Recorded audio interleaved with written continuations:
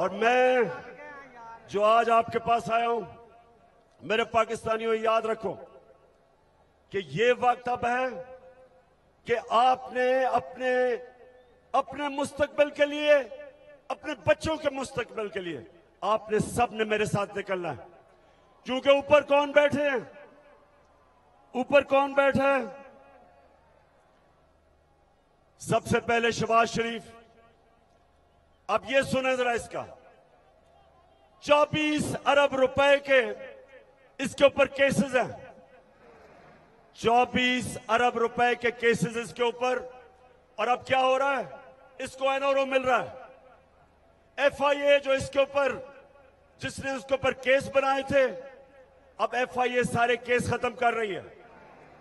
आसिफ जरदारी जिसके ऊपर अरबों रुपए के केसेस नैब में, आसिफ जरदारी कहता है कि नैब में मैं इस्लाहात करूंगा। पाकिस्तानियों, ये है क़यामत की निशानी कि आसिफ जरदारी नैब की इस्लाहात कर रहा है।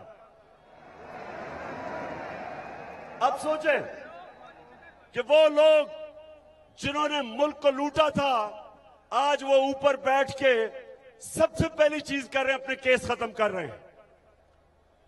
जो इंटीरियर मिनिस्टर है वो कातिल है, 18 कत्ल किए हुए हैं। वो जो अभी गए हैं लंदन में मिलने गए हैं नवाज शरीफ को, वो सजा याफ्ता है, उसको सजा मिल चुकी है। वो भगौड़ा है, भागा हुआ है। उससे प्राइम मिनिस्टर जाके मुल्क के फैसले कर रहा है। और जो उसकी बेटी है नवाज शरीफ की, वो भी सजा याफ्ता है, उसको प्रोटोकॉल मिल रहा है प्राइम मिनिस्टर का। उसके पीछे रेंजर्स और पुलिस फिर रही है, जिसको सजा दे चुका है हमारा सुप्रीम कोर्ट, और वो बेल पे है, जमानत पे है।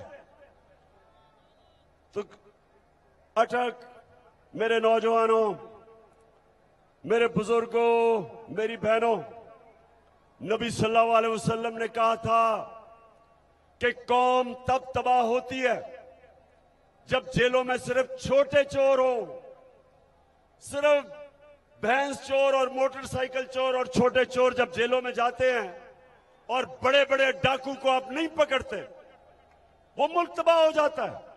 ये आपके सामने मुल्क तबाही की तरफ जा रहा है।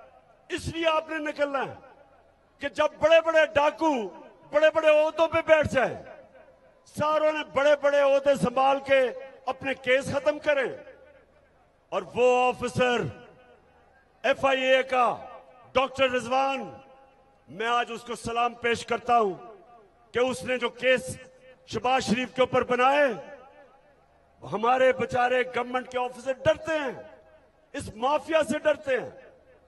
कितने लोग हैं जो इन्होंने मरवाए हैं।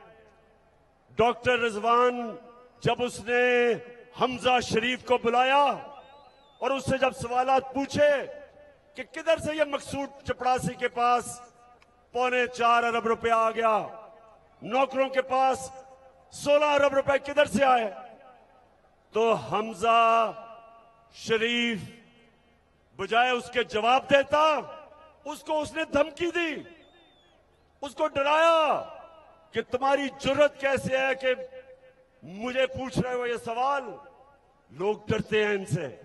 इसलिए डॉक्टर रिजवान, आप जैसे लोगों को हम सलाम करते हैं कि इस माफिया को, इसके बावजूद कि आपको खतरा है, आप इनके खिलाफ एक्शन लेते हैं। कितने लोग इन्होंने मरवाए। एयान अली का जो कस्टम ऑफिसर था उसको मरवा दिया। वो जो शहनशाह था जिसने बेनजीर के साथ होता था जब वो कत्ल हुई, उसको मरवा दिया। एक जस्टिस सजाद था, जरदारी ने उसको मरवा दिया। जो इनके केसेस के पीछे जाता है उनको जान का खतरा होता है।